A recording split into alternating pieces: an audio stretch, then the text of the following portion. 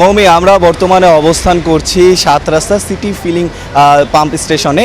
এখানে কিন্তু গতকাল রাত থেকেই পেট্রোল ডিজেল এগুলো কিন্তু দেওয়া হচ্ছে না, অকটেল থেকে শুরু করে। আমার পিছনে দেখছেন লম্বা সারিবদ্ধ সিরিয়াল কিন্তু সকাল থেকেই লেগে আছে, তেলের অপেক্ষায় কিন্তু রয়েছে যানবাহন চালকরা। সেই সাথে কিন্তু এখানের যারা কর্মীরা রয়েছেন তারা কিন্তু আসলে আমাদেরকে জানিয়েছেন যে ডিপো থেকে আসলে এখনও তেল সরবরাহ আসেনি। আমরা এই মুহূর্তে একজন এই স্টেশনের কর্মীর সাথে কথা বলে জানতে চাই, আপনারা কেন তেল দিচ্ছেন না? তেল তো আসে নাই ভাইয়া, কবে থেকে তেল আসেনি? গতকাল আসে নাই, আজকে আনতে গেছে, এখনো আসে নাই।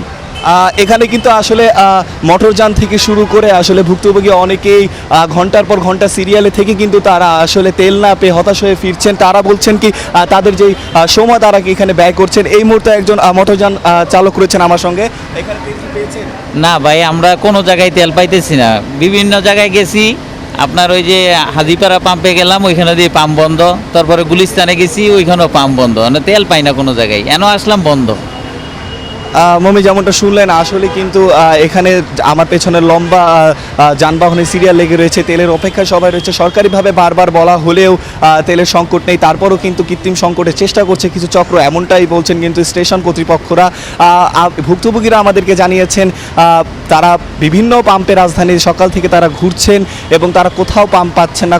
যেই কয়েকটি খোলা রয়েছে সেগুলো কিন্তু লম্বা যানজটের একটি আমরা প্রবণতা দেখেছি এবং সেখানে কিন্তু সারিবদ্ধভাবে মানুষ ঘন্টার পর ঘন্টা তাদের সময় ব্যয় করছেন।